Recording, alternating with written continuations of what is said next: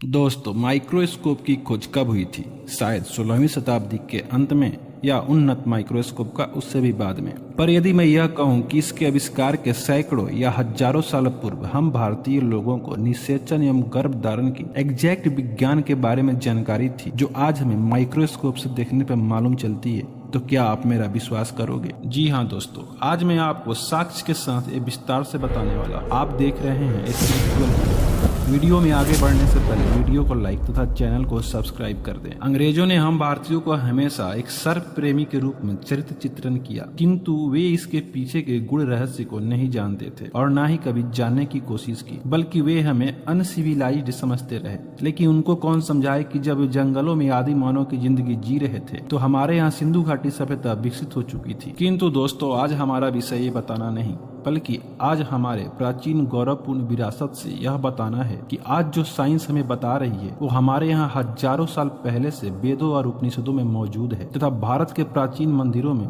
इनको प्रतीकात्मक रूप से उत्कीर्ण भी किया गया है। आज हम भारत के तमिलनाडु में स्थित एक ऐसे ही मंदिर की बात करेंगे जिसकी दीवारों पर चंद्र ग्रहण एवं गर्भधारण या निषेचन विज्ञान के चित्र उत्कीर्ण है। इस मंदिर का नाम है बारामूर्तीश्वर मंदिर। कुछ लोगों का यह दावा है कि यह मंदिर लगभग 6000 साल से ज्यादा पुराना है, किंतु साक्ष्यों के आधार पर गणना करें तो यह पाया जाता है कि यह मंदिर कम से कम 1000 साल से ज्यादा पुराना तो निश्चित रूप से है। चोल राजा कुंजर चोल ने इस मंदिर की मरम्मत तथा कुछ निर्माण कार्य करवाए थे, जिनका शासन आज से लगभग 1000 साल पहले हुआ करता था। इस आधार पे इतना तो अवश्य कहा जा सकता है कि इस मंदिर की दीवारों या उत्कीर्ण चित्र माइक्रोस्कोप के आविष्कार से सैकड़ों साल पूर्व का तो जरूर ही है। हम इस मंदिर की दीवारों पर उत्कीर्ण 2 चित्रों का विश्लेषण करेंगे कि आखिर इसका रहस्य क्या है। इसमें उत्कीर्ण पहले चित्र में एक सर्प को एक चंद्र की ओर जाते हुए दिखाया गया है। यह चंद्रमा एक अर्ध चंद्र है तथा एक पूर्ण चंद्रमा पर सुपर इम्पोज है। इस चित्र से आखिरकार क्या बताने की कोशिश की गई है, आइए जानते हैं। इस चित्र के माध्यम से चंद्र ग्रहण को दर्शाने की कोशिश की गई। अब आपके मन में यह प्रश्न आ रहा होगा कि एक क्या मतलब हुआ, ये चंद्र ग्रहण को कैसे दर्शा रहा है? तो ध्यान से सुनिए। इस चित्र के ठीक बगल में एक और चित्र है जिसमें एक सर्प मेढक को खाने के लिए आगे बढ़ रहा है। उस समय के भारतीय मान्यताओं के अनुसार राहु और केतु को सर्प के रूप में प्रस्तुत किया गया है, क्योंकि राहु और केतु को छाया ग्रह के रूप में मान्यता प्राप्त है। अर्थात आपने अक्सर ये कहते सुना होगा कि राहु और केतु का छाया काल से अभी राशिफल गुजर रहा है। अर्थात प्राचीन भारतीयों को यह बात अच्छी तरह से पता थी कि चंद्र ग्रहण चंद्रमा के ऊपर ग्रह या किसी आकाशीय पिंड के छाया पड़ने से होती है। यहाँ इस चित्र में सर्प और मेढक का प्रयोग अलंकार या प्रतीकात्मक रूप से किया गया है, क्योंकि प्राचीन कवि या लेखक कोई भी बात सीधे सीधे नहीं लिखकर उसे अलंकार, उपमा या प्रतीकात्मक रूप से दर्शाते थे। जैसे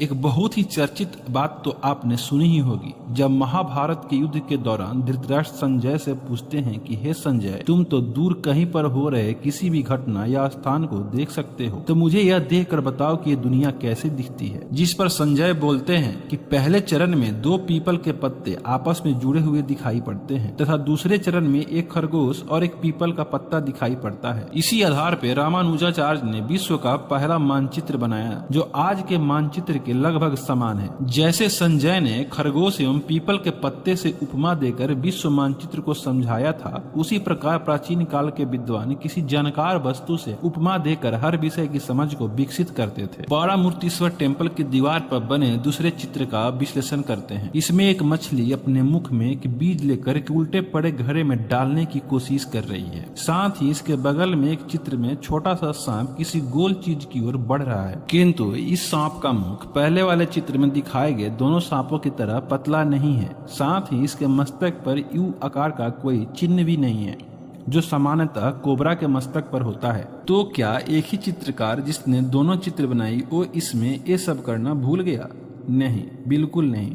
वो इसके माध्यम से सांप नहीं बल्कि कुछ और बताने की कोशिश कर रहा है। पुराने तमिल साहित्यों में मछली के प्रतीक से खगोलीय पिंडों या तारों को दर्शाया जाता था। साथ ही तमिल संस्कृति में शवों को मिट्टी के बड़े घड़े में ठीक उसी प्रकार रखकर दफनाया जाता था जैसे एक भ्रूण या बच्चा अपनी माँ के पेट में जिस विशेष पोस्चर में होता है। अर्थात यहाँ उल्टा घड़ा गर्भाशय का प्रतीक था तथा पुराने मान्यताओं के अनुसार हमारे पूर्वज आकाश में खगोलीय पिंड या तारों के रूप में मौजूद होते हैं और वे पुनः अपने ग्रैंड चाइल्ड के रूप में जन्म लेते हैं। इसी मान्यता के तहत प्राचीन राजाओं की वंशावलियों में आपने अक्सर 1 या 2 पीढ़ी के बाद राजाओं के नामों में पुनरावृत्ति देखी होगी। जैसे विजयनगर साम्राज्य में देवराय प्रथम, देवराय द्वितीय। अब तस्वीर का वास्तविक अर्थ क्या हुआ ये जानते हैं। तस्वीर में उल्टा पड़ा घड़ा गर्भाशय का प्रतीक है तथा मछली तारा का, और तारा पूर्वजों का जो अपने मुख में बीज लिए हुए है और गर्भाशय में डालने की कोशिश कर रहा है। साथ ही बगल के चित्र में छोटा सांप स्पर्म अर्थात पुरुष के वीर्य का तथा गोलाकार चीज मादा के अंडा का प्रतीक है। माइक्रोस्कोप की सहायता से साइंस ने जो आज स्पर्म और एग का आकार बताया है वो हूबहू ऐसा ही है। ये सिर्फ एक ही मंदिर नहीं जहाँ गर्भधारण से संबंधित विज्ञान को उत्कीर्ण किया गया है।